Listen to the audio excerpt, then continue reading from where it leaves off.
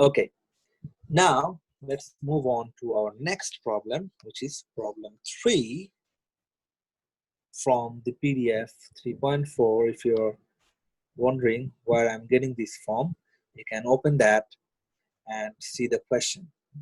So for this problem, we actually have a pretty interesting one. Okay, so the problem is about the Golden Gate Bridge. Hope you have seen that, as we live quite near to that historic place. Anyway, so if you have the PDF, I would like you to open that so that you can see the question, because it has a big question. It will be difficult for me to repeat the question again and again. So I'd like you guys to open that file. So the question is, the Golden Gate Bridge, a suspension bridge, spans the entrance to San Francisco Bay. It's 746 feet tall. 746 feet tall towers are 4,200 feet apart. And the bridge is suspended from two huge cables, more than 3 feet in diameter. Okay, the 90-foot wide roadway is 220 feet above the water. The cables are parabolic in shape and touch the road surface at the center of the bridge. Find the height of the cable above the road at a distance of 1,500 feet from the center. Okay, so now I'm going to draw it for you. Okay, I'm going to draw a question. I'm going to draw a graph so that you can actually visualize it. Okay, so there is the bridge. These are the towers, of course. Okay, and as you have seen the question, if you have already, of course, the cable is of parabolic shape like this. This is the cable.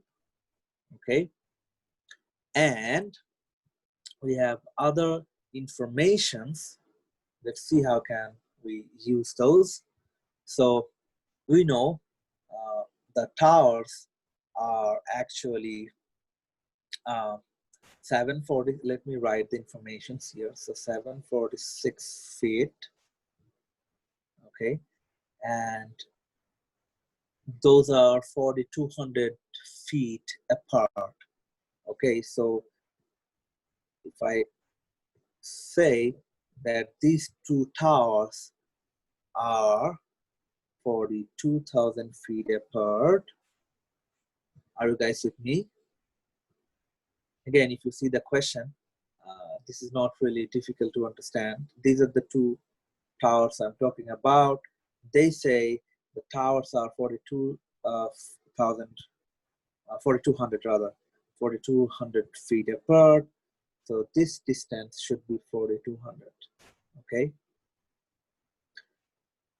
Also, it says that the bridge is suspended from two huge cables more than 3 feet in diameters. The 90 foot wide roadway is 220 feet above the water. So that means this tower has a portion underwater as well. This tower has a portion below this road as well. This is the road. Okay. Below this, it has a portion, and that is precisely 220 feet. Okay. Now, what's the length of this? Who can tell me? What's the length of the yellow marked portion? Anyone else? You can write it in the chat section. Yeah, Barbara got it right. This is actually 746 minus 220. That's right. because this entire tower is actually, oops, it's talking. Let me mute everyone. So this entire tower is 746, and from this 746 to 20 feet is actually below the water. So above the water, this yellow portion is actually 526 instead. Yeah. Okay. Now, what else can we do here? So let's see. Okay, so we want to find the height of the cable above the road at a distance of 1500 feet from the center. Now, where is the center? Don't look at the solution. Just try to eyeball this graph here. Where is the center? Where do you think should be the center? 2100. 2100 Where is 2100? at the center. 42 divided by 2. Can you just precisely say where it's on the graph? I know what do you mean, but for others, can you just clearly point out where it should be on the graph? Vertex, exactly. Yeah. That's what I'm. Yeah, I know you understand. It's okay. So the vertex. Let me use different color. Yeah, there is the vertex, right? So that should be your center. And like I think it was Daniel.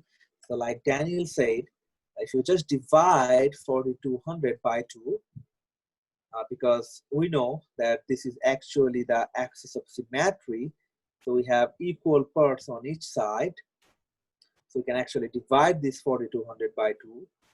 So what we will get is this portion on my left will be 2100, and this portion on my right will be another 2100. Okay, that's the center. Now, very important point. I know this question is actually a little bit different, and I would say just a little bit difficult as well. Okay, so that's why I'm taking so much time to first put things together, okay, so that you can actually start working on that once you set up the entire problem. Anyway, so the question says, from the center at a distance of 1500 feet, we want to know the height of the cable.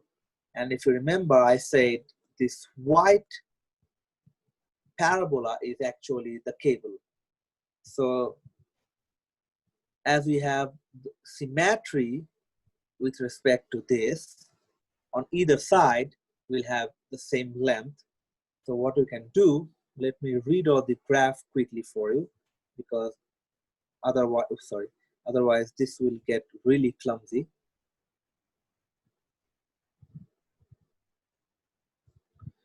So that's the center.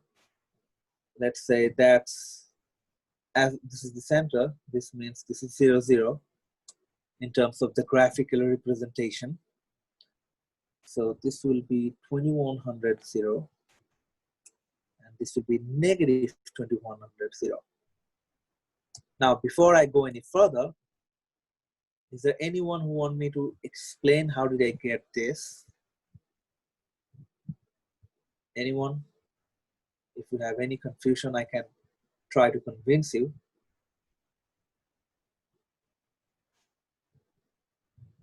As I said, this length is 2100. This is the center. If you remember on our graph, if we move to our left, it gives us negative values. That's why I've just tried to differentiate the values by plugging in a negative in front and a positive in front of this, right? I think it makes sense to everyone because I can see no question about it. Anyway, so at a distance of 1500 feet, We can take this here, or we can take this here, doesn't matter.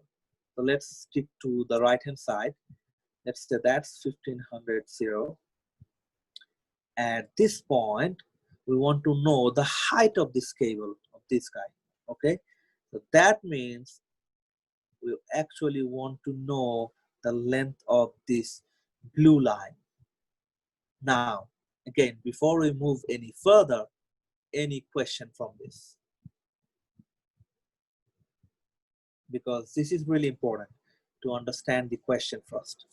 Otherwise, the algebra, I think it will be pretty straightforward, very easy. If you know the concept, that won't be a problem. But the main problem would be to understand the question completely, what it wants, okay?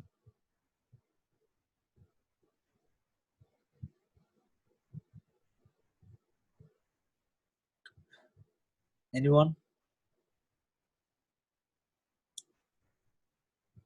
So I hope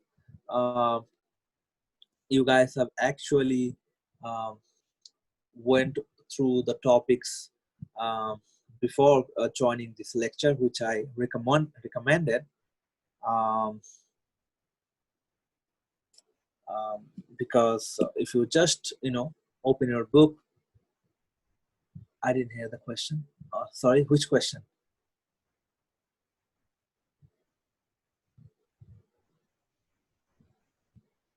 Okay, so let me do it this way. The last question I asked is, we actually want to find the length of this blue line.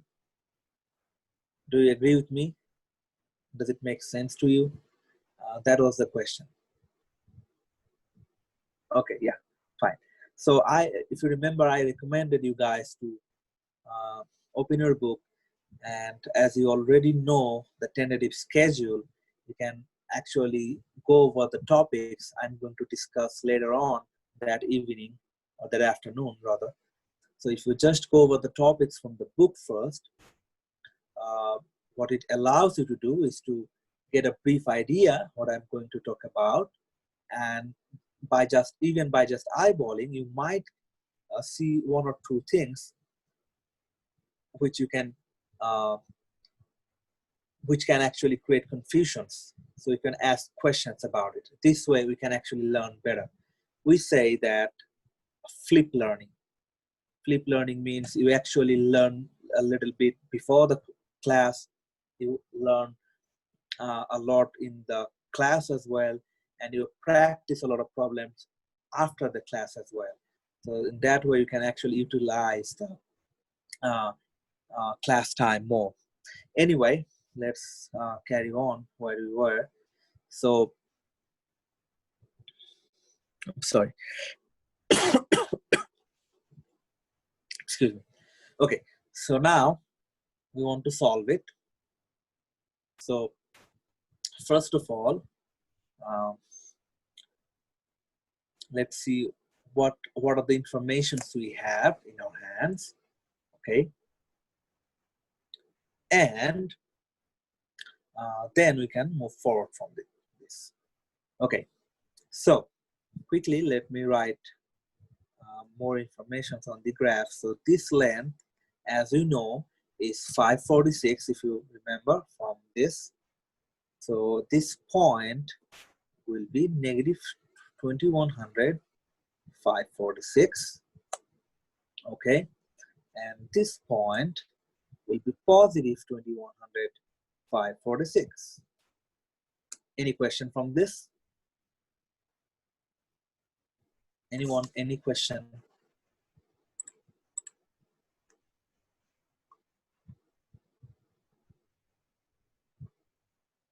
Okay, it looks like no question. Oh, sorry, is it 526? Oh, sorry, yeah. Let me erase this. Yeah, thank you. 526. Yeah, okay. Okay. Now we know that it's a parabola, and what you can do, we know that this is actually concave up, right? So we can actually set up the equation like this. We know it's a quadratic equation, so that's why x squared comes handy. And this a will be greater than 0, right? Because we clearly know that it's a concave up. Okay, now what should we do next? Anyone, any suggestions? Or if you have already seen this problem before, you actually know what we are going to do next. Okay, so what we want to do, we actually want to know the value of a first, because otherwise we can't really calculate our values at a certain point. So if we want to know the value of a, that means we want to use a particular point which we already know, because if we don't know both of these x and y's, we can't really solve a. So from the graph, can you eyeball any point which you can use to calculate a? Anyone?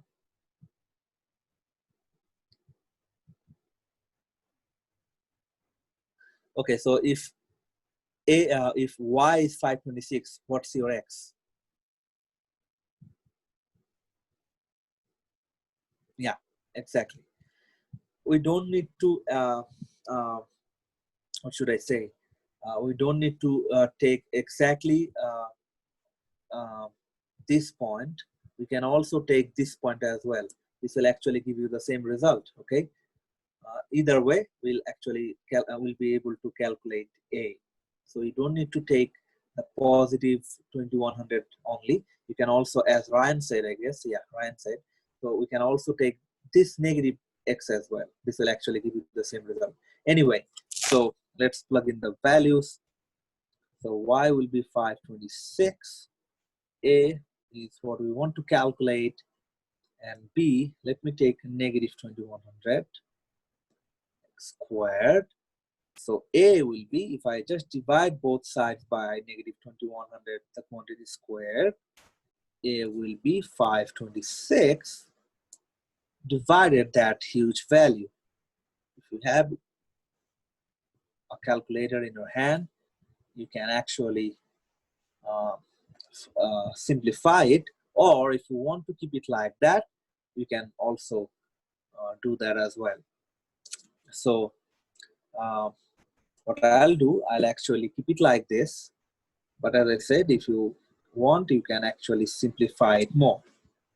Okay, next, now we know the value of a, which is 526 over negative 2100, the quantity squared, times x squared, right? Now that's the parabolic equation, function, or you might say function here.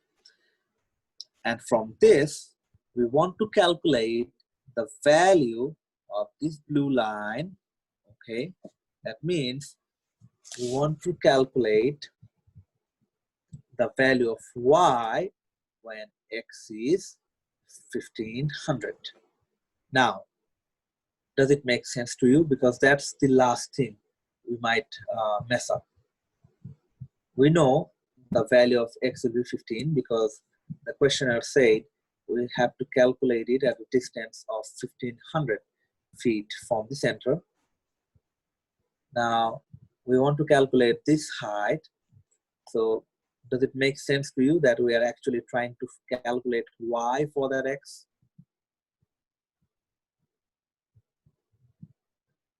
Why did you put the x squared after you solved it for a? Okay, so if you remember, originally our function was ax squared, right? And the value of a is this. I've just replaced the value here. X squared is from the original equation. Okay, so now if we just solve it for x equals 1500, oops,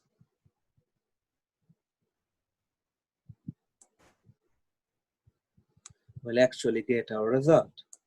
And if you have a calculator, if you solve it, we'll get 68.4. And the unit was in terms of feet, so we'll say that's the answer. Okay, so that's it from 3.4. If you have seen my email, you are not required to do example 4. So if you don't have any other question from this, we'll actually start 3.5. So just take a minute or two, see if you have any question, and go for it.